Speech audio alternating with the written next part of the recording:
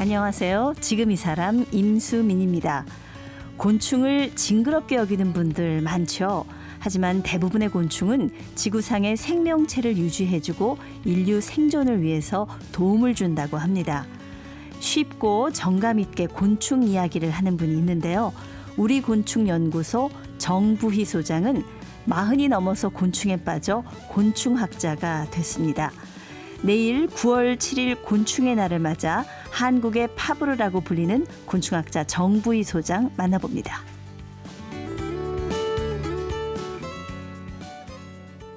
네, 곤충학자 한국의 파브르 정부희 소장님 모셨습니다. 안녕하세요. 안녕하세요. 네. 반갑습니다. 우리 곤충학자 하면은 딱 떠오르는 인물이 저 한 명밖에 없어요. 파브르. 아, 그러시군요. 네, 근데 한국의 파브르라고 이렇게 소개를 해드렸습니다. 정말 두 분이 약간 겹치는 면이 많으신 것 같아요. 저는 처음에는 몰랐어요. 그런 네. 생각이 없었는데 한번 기자분이 찾아오셔서 파브르 서거 100주년 프로젝트로 글을 쓸 건데 제가 적임자라고 그러시더라고요. 네. 그래서 가만히 생각해 보니까는 여러 부분에서 정말 겹치더라고요. 그러니까 예. 이제 저도 영어 교사를 이제 꿈꾸었다가 이제 그것을 이제 좀 포기하고 그런 부분. 그러니까 그렇죠. 파브르가 선생님 교사 출신이죠. 네네. 예. 예. 그래서 이제 그런 부분. 그 다음에 이제 저는 정부의 곤충기를 쓰고 있고 파브르는 프랑스의 곤충인 파브르 곤충기를 쓰셨고, 네. 그리고 또 사설 연구소를 차리셔서,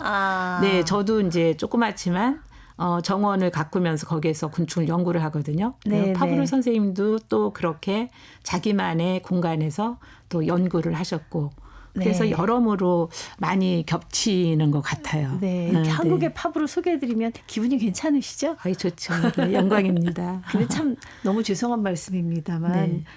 저는 사실 그 벌레라고 이제 곤충이라고도 안 하고 이제 벌레를 너무 무서워해가지고 네. 도시에서 자라가지고요. 네.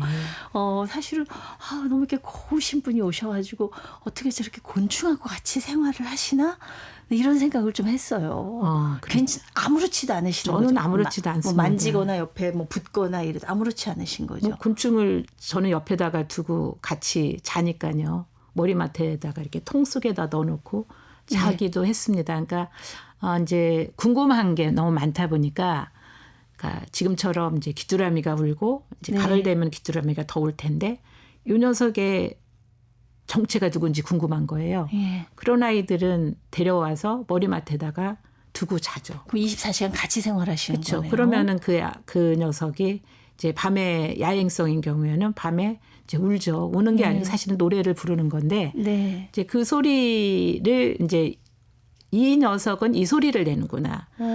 저 B 녀석은 또 이런 소리를 내는구나. C 녀석은 또 이런 소리를 내는구나. 이제 뭐 그런 궁금증 해소 차원에서도 곤충하고 같이 뭐 살고 그다음에 뭐 지금은 연구자 입장에서는 이제 얘들이 어떻게 살아가고 우리나라에서는 어떤 곤충이 살고 있는지를 또 알아놔야 되니까 일일이 또 키우기도 하고 그래서 그렇군요. 뭐 곤충과 저는 거의 동격입니다.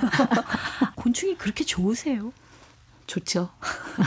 어디가 그렇게 좋으세요? 좋지 않고는 그렇게 할 수가 없고 예. 또 어떻게 보면은 왜 하필이면 그 많은 이 생물 중에서 내가 곤충을 선택을 했을까 이제 이런 생각을 가끔 하기는 해요. 네. 뭐 생물 중에는 식물도 있고 새도 있고 버섯도 있고 여러 생물들이 있는데 이 곤충들에게 이제 풀이 꽂힌 이유는 저도 잘 모르겠어요. 그래서 이제 그 부분에서는 이게 운명인가 봅니다. 이렇게 얘기를 하거든요. 그래서 네. 저는 시골에서 자라서 어디서 자라셨어요? 저는 부여에서 자랐습니다. 부여에서도 요즘은 뭐 리라고 하죠. 네, 예. 제가 점상리라고 하는 곳인데 그 지역이 세 개 면에 경계지에 있었어요. 예. 그러면은 왜 교통시설도 가장 늦게 들어오고 전기시설도 가장 늦게 들어오잖아요. 네네. 그러다 보니까는 중학교 2학년 때 전기가 들어왔어요. 그런 얘는 오지에서 이제 살다 보니까 얼마나 곤충이 많았겠어요. 그렇게 뭐 사방이었겠죠. 그렇죠. 그때만 해도 환경이 정말 아주 우수했을 때였거든요. 그런데 그때는 우리가 남포등이라고 했었는데 네네. 그 마루 쪽에다가 켜놓으면은 뒷산에서 붕 하고 날아왔다가 뚝 떨어져요. 사슴벌레나 이런 아이들, 풍뎅이들. 네네네. 그리고 오만 이 곤충들이 날아오죠. 날아오는데 뭐 그러니까는 얘들이 이상하지가 않은 거예요. 늘 같이 하니까. 이제 잊고 살았죠. 어렸을 때는 그렇게 익숙했는데 제가 30대 한 중반쯤에 네네. 이제 이 생태 쪽에 관심을 갖게 되면서 우연하게 이제 곤충들을 마주하게 된 거죠. 그 이제 결혼해서 아이들 낳고 키우시면서 관심을 갖게 되셨다고 그렇죠. 하던데요. 네, 무슨 맞습니다. 계기가 있으셨어요? 계기는 특별한 계기는 없었고요. 이제 영어 교사를 포기를 하고 아이들 육아 예. 때문에 아이들하고 같이 이제 주말이면은 어디로 나가는데 예. 이제 전국을 다니면서 문화 유적 답사를 그렇게 했거든요. 가족끼리. 얘는 하면서 우연하게 이제 식물에 관심을 갖게 됐죠. 네. 근데 그 식물들이 다 어렸을 때 봤는데 그렇게 구체적으로 이 꽃이 누굴까? 이 나무는 누굴까? 이런 어떤 그런 이제 어렸을 때는 생각이 없었는데 이제 관심을 갖게 되니까 이름을 불러주고 싶더라고요. 네. 그러는 중에 이제 우연하게 어느 식물에 어느 곤충이 항상 단골 손님으로 오는 거예요. 해마다 보니까. 네, 그래서 이 곤충이 왜 이 식물에 이렇게 올까? 이제 이런 생각을 하면서 곤충을 들여다보니까 너무 신비롭게 생긴 거예요. 네. 아이들이 곤충을 더 많이 좋아했죠. 저보다. 원래는. 그렇죠. 예. 예. 얘들은 곤충에 대해서 정말 많이 알고 있었어요. 그래서 우리 아이들 두 녀석이 미래 꿈이 곤충학자였거든요. 네. 그거 엄마보다 오히려 더 많이 알았죠. 더 많이 알고 있었군요. 뭐 새도 더 많이 알고 이제 네. 이랬었는데 저는 그냥 같이 따라다니면서 이제 우연하게 아이들과는 상관없이 나만의 어떤 그런 감정으로 다가온 거예요. 그래서 본격적으로 그래서 공부를 시작하신 거예요. 그렇죠. 지금 나이 몇 살에? 40살에 40살에. 했습니다. 네. 어떤 공부부터 시작하셨어요? 정식으로 대학원에 이제 곤충 공부를 들어간 거고 아이들하고 저기 식구들 반응은 어땠어요? 남편은 아무 말 없고요. 뭐 제가 대학원 들어갈 때 작은 아이가 초등학교 6학년이었고 큰 아이가 고1이었거든요. 한참 엄마 신경 많이 써야 될 그렇죠. 때인데 그 엄마 대학원 그것도 생소한 데 가서 그렇죠. 공부하려면은 신경 그러네요. 못 써주잖아요. 그런데도 한번 공부해볼까라는 생각이 제어가 안 되는 거예요. 그래서 제가 아마 열흘 정도로 물만 먹고 아마 살았을 거예요. 이 결정을 하고 나서 대학원 가야 되겠다라고 마음을 먹고 나서 네. 그 정도로 좀 어려운 결정은 하기는 했죠. 근데 이게 곤충 연구하면은 야외 연구가 많죠. 절반 이상이죠. 야외 연구는 70%라고 보면 그러면 됩니다. 꼭 낮에만 하는 것도 아닐 것 밤에도 같아요. 나가야 되고요. 예. 네. 그러니까 그래서 저는 이거를 3D 업종이라고 합니다. 특히 그러니까. 이제 저는 이제는 여성, 남성 이런 성편견을 절대 두는 사람이 아닌데 이 같은 저희 연구자들끼리 또 나갈 때도 있고 하면은 거의 다 남자분들이시거든요. 네. 근데 그분들 보면 되게 부러워요. 체력이 일단은 너무 우월하시고 네. 그다음에 뭐 어떤 상황이 와도 위험한 상황은 확실히 그 여성보다는 좀 적으니까 네, 그래서 네. 이제 그런 부분들도 그래서 잘 극복했죠. 우리 정부희 소장님께서 이 곤충 중에서도 전공한 분야는 또 어떤 분야인가요? 딱정벌레목의 거저리과라고 있어요. 네, 좀 생소하실 거예요. 네네. 그런데 이 거저리과는 종수가 굉장히 많아요. 우리나라에서 사는 종만 160종 정도 되고요. 네. 세계적으로도 한 2만 5천 종 정도 됩니다. 버섯살이니까 버섯에 붙어 살아요? 거저리 중에서 네. 버섯에 사는 또 거저리가 있어요. 그러니까는 이 거저리들이 서식지가 굉장히 방대해요. 네. 방대해서 이제 우리가 밀웜이라고 하는 이 실험실이나 아니면은 지금 식용곤충으로 쓰는 게 있거든요. 네네. 그건 이제는 곡물을 먹고 살아요. 밀기울이나 이런 것들. 네. 그러니까 곡물성이 있고 그다음에 버섯을 먹고 사는 균식성 거저리가 있고 그다음에 이 모래 속에서 사는 사구성 거저리가 있고 그다음에 썩은 나무를 먹고 사는 목식성 거저리가 있어요. 그러니까 얘들이 예. 서식지가 굉장히 다양한데 이제 제가 그 거저리들을 다 아우르고 그리고 이제는 더 거기에 중점을 둔 게 바로 버섯을 막 먹고 사는 균식성 거절이에요. 그래서 균식성 거절이가 이제 이게 용어가 일반인들은 너무 어려우니까 제가 그것을 버섯살이 곤충이라고 이제 이렇게 별명을 지은 거죠. 네. 이름 지어주신 것도 많다고 그러던데요. 그렇죠. 이제 직접? 그러면 왜냐하면은 이 버섯살이 곤충은 우리나라에서 아무도 연구를 안 하셨어요. 제가 최초예요. 최초고 그리고 그냥 유일한 사람이 그 연구를 하는 유일한 사람이에요. 네. 그러다 보니까는 제가 지금 한 20년 이상 키우고 관찰하고 한 이 곤충들이 우리나라에서는 다 최초 기록이 되는 거예요. 예, 그래서 이제 세계에서 처음 만난 아이들도 논문으로 내고 그걸 우리가 신종이라고 하고요. 네네네. 그다음에 이제 다른 나라에는 있는데 우리나라에만 없었어요. 그런 아이들을 또 발견한 것을 또 우리가 미기록종이라고 하는데 네네. 그 미기록종은 이 버섯살이 곤충을 통틀으면은 한 제 생각에 200종 정도 되지 않을까 싶거든요. 네. 그러면은 그 아이들을 우리말로 또 이름을 불러줘야 돼요. 붙여줘야 돼요.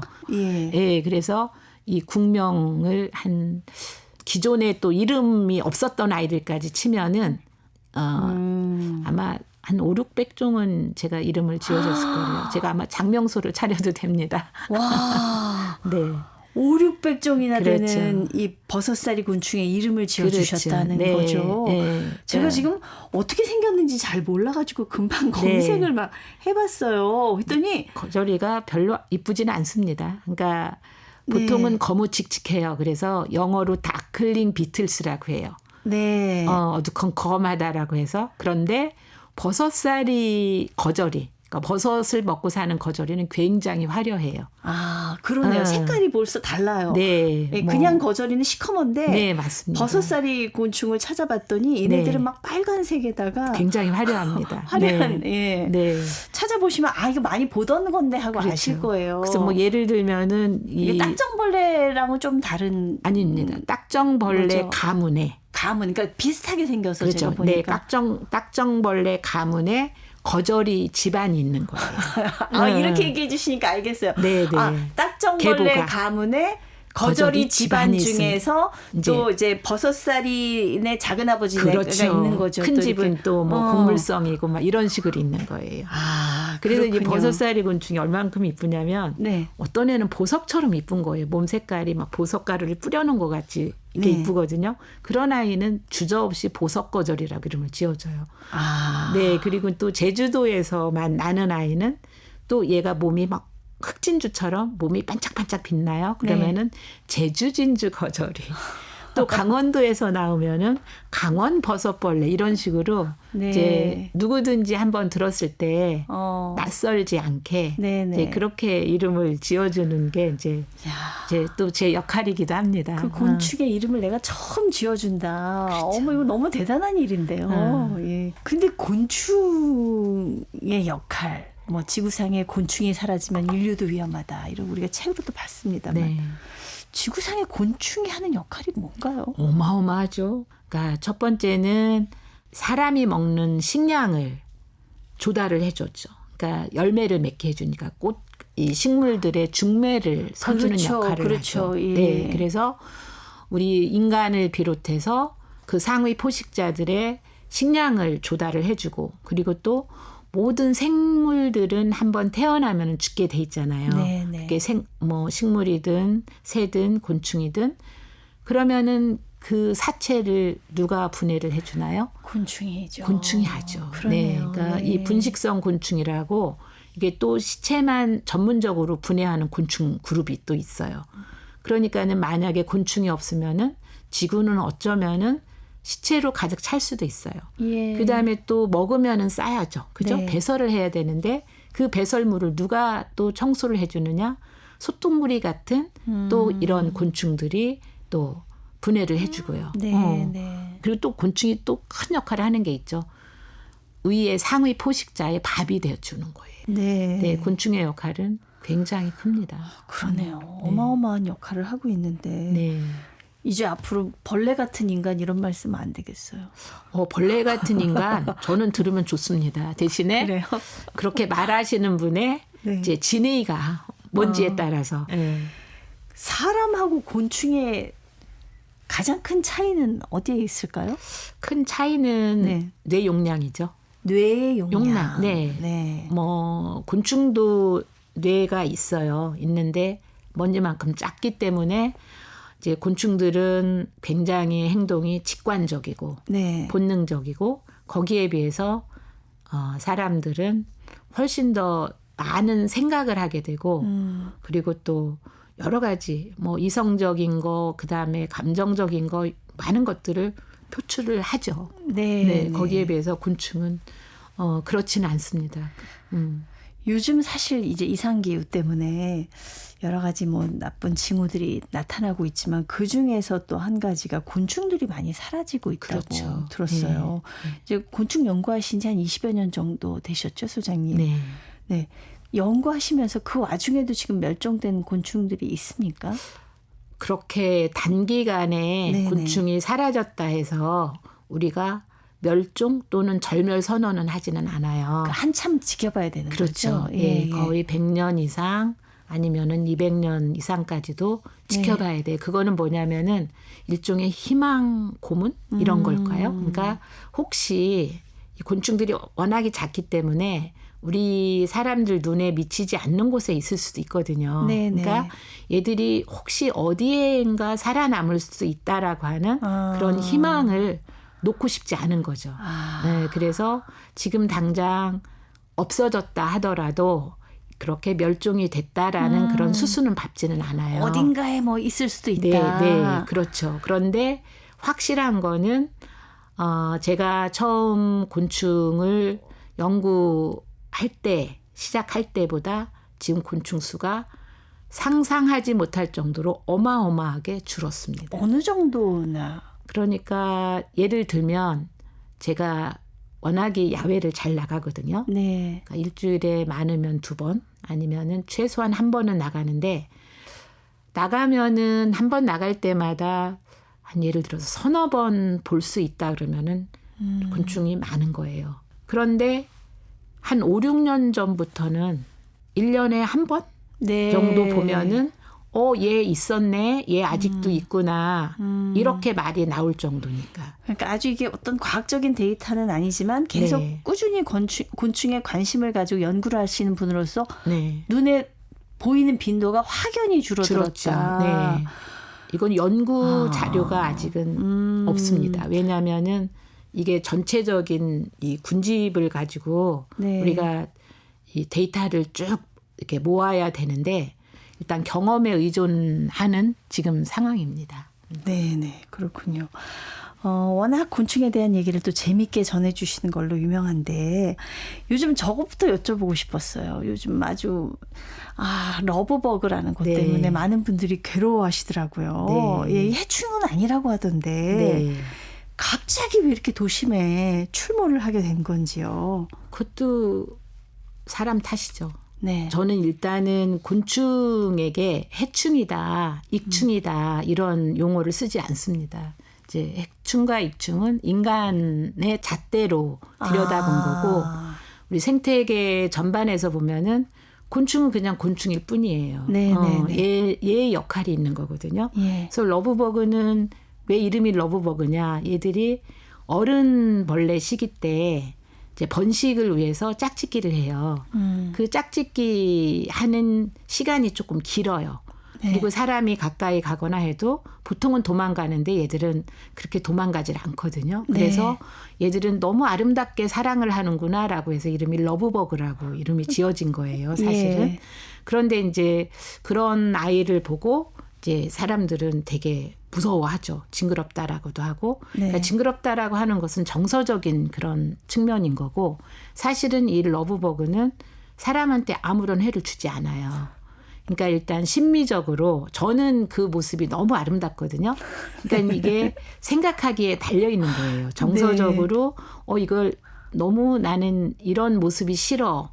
이러면은 어쩔 수는 없는 거지만 그거는 마음의 문제고 네. 실제적으로 물리적으로 우리 사람에게는 얘가 아무런 해를 주지 않고요. 그리고 또 얘가 애벌레 때는 뭐를 하느냐면은 식물질을 다 분해를 시켜서 걸음으로 되돌려주는 역할을 하는 거예요. 네, 네. 그러니까 얘는 진정한 분해자거든요. 예. 네, 그러니까 알고 보면은 얘의 역할이 있는 거예요. 생태계에서 얘의 굉장히 중요한 역할이 있는데 이제 이 특정 지역에 특히 그것도 도심에 얘들이 많이 발생하는 이유는 여러 가지가 있어요.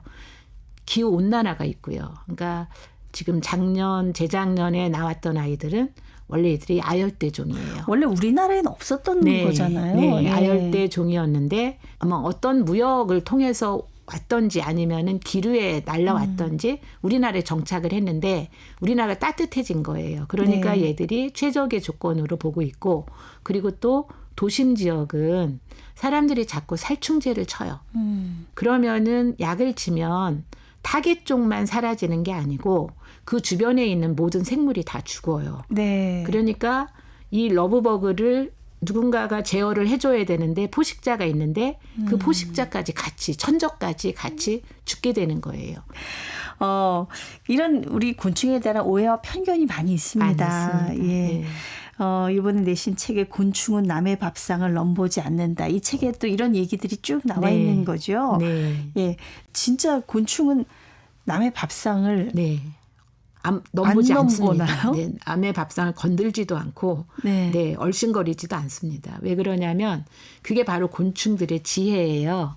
그러니까 얘들은 철저한 편식쟁이에요. 그래서 곤충마다 자기들이 좋아하는 밥이 정해져 있어요. 그러니까 시체를 좋아하는 곤충, 그다음에 식물을 좋아하는 곤충, 버섯을 좋아하는 곤충, 그다음에 썩은 나무를 좋아하는 곤충, 그다음에 남의 고기를 좋아하는 그러니까 육식성 곤충 이렇게 나누는데 또 식물을 좋아하는 곤충도 잎사귀만 또 좋아하는 곤충이 있고 네. 식물의 즙을 또 좋아하는 곤충이 또 나뉘어요. 또 잎사귀를 먹는 곤충들도 식물 종을 나눠요. 네. 자, 토끼풀만 좋아하는 곤충이 따로 있고. 식성이 이렇게 네. 다양합니까? 그러니까 우리가 밥상에 올라오는 케일, 무, 배추 그걸 우리가 십자화과 식물이라고 하는데 또 그 식물만 먹는 곤충이 있고 그다음에 또 탱자나무만 먹는 곤충이 있고 이렇게 서로가 식성이 나눠져 있습니다. 그러면은 예. 뭐 어떤 그 장점이 있느냐면은 이게 곤충들 종끼리 먹이 식량 전쟁을 벌이지 않아요. 먹이 경쟁을 벌이지 않게 되는 거죠. 평화롭게 살 수 있는. 그렇죠. 그러니까 예를 들어서 어느 식물을 좋아하는 곤충이 있는데 그 식물이 자기 먹이가 없으면 그 곤충만 죽는 거예요. 예. 그리고 나머지 다른 곤충들은 그대로 평화롭게 유지가 되는 거고, 네. 그래서 이 곤충들이 지금 지구에서 대번성할 수 있는 제가 큰 이유라고 그렇게 이야기합니다. 네. 참 자연의 섭리는 오묘합니다. 그렇죠. 오묘하죠. 네. 사람만 끼어들지 않으면 잘 돌아갑니다. 곤충들 경우에 이제 아까 저희가 러브버그도 많이 보여서 네. 얘기를 했습니다만 많이 눈에 띄는 것 중에 하나가 네. 곱등이 있잖아요. 네, 네. 곱등이도 실제로 나쁜 곤충인가요? 아니요, 전혀 그렇지 않습니다. 그러니까 우리가 이제 곱등이라고 보통 그게 맞춤법으로는 맞는데요. 곱등이가 더 올바른 표현입니다. 아, 곱등이. 네, 왜 그러냐면 곤충은 한 번 이름이 지어지면 그게 어법에 네. 또는 맞춤법에 반해도 네. 그 이름을 그대로 사용이 됩니다. 네, 그러니까 선집권 때문에 그렇거든요. 그렇군요. 그래서 예. 처음 이름 지으신 분이 곱등이라고 지으셨어요. 아. 그래서 이 곱등이는 제가 뭐라고 별명을 지어줬느냐면은 환경미화원이다 이렇게 별명을 지어줬어요. 네네. 얘는 잡식이에요. 그래서 주로 또 밤에 활동을 하는 야행성이거든요. 그러니까는 주변에 뭐 거미도 죽을 수 있고 그다음에 개구리도 생명을 다해서 죽을 수 있잖아요. 그러니까 동물 사체도 있고 그다음에 뭐 오이 썩은 거 뭐 이렇게 식물 썩은 것도 있어요. 얘들이 그거를 다 먹어줘요. 그렇기 때문에 굉장히 얘는 우리 사람들한테 그 이로움을 주는 그런 곤충이다. 네. 단지 이제 우리가 사람들이 얘를 보면은 무서워하고 깜짝깜짝 놀래죠. 왜 그러냐면 이 곱등이는 날개가 태화가 됐어요.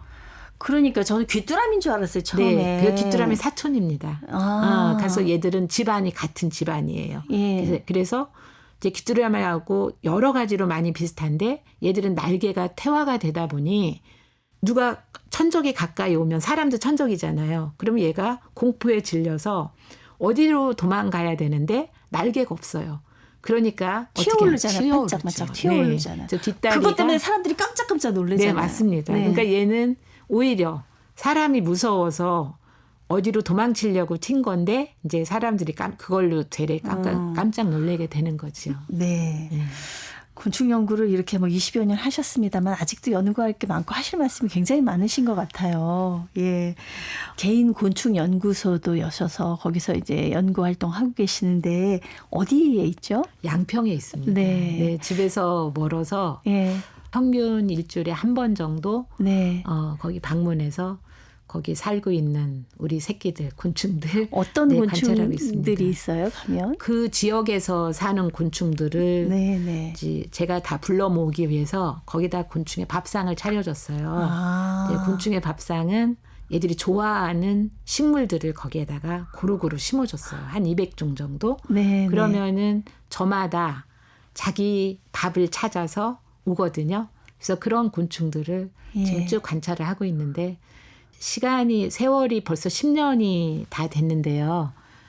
이제 주변 환경이 너무 바뀌다 보니까 이제 처음 제가 문 열었을 때만큼 그렇게 많이 오진 않습니다. 그렇네요. 식구들이 많이 좀 줄어들었겠네요. 줄어들었습니다. 그런 아쉬움이 네. 있으실 것 같은데요. 네. 어떤 곤충학자로 남고 싶으신지요? 뭐 더도 말고 덜도 말고 지금처럼 네. 연구하고 또 연구한 결과를 연구자니까 논문 작업 계속하고 또 그 논문을 바탕으로 해서 우리 많은 사람들이 곤충들에 대한 편견을 없애게 하기 위해서 네. 좀 편한 이런 또 책도 이제 쓰고 싶습니다. 지금처럼. 네. 처음에 곤충 공부를 시작할 때 초등학생이었던 아드님이 지금 네. 어머니의 대를 잇고 있다고 들었습니다. 네, 지금 박사 과정 수료했고요. 역시 곤충 전공하고 있습니다. 네, 맞습니다. 저랑 똑같은 딱정벌레 가문을 연구를 하고 있습니다. 네. 네. 그래서 이제 채집도 같이 나가고 지금은 서로 동료입니다. 네. 그래서 서로 토론도 많이 하고 서로 의지를 하고 있습니다. 네, 정말 가장 행복한 엄마가 되셨네요. 네, 오늘 말씀 감사합니다. 네, 고맙습니다. 네, 한국의 파브르 우리곤충연구소의 정부희 소장이었습니다.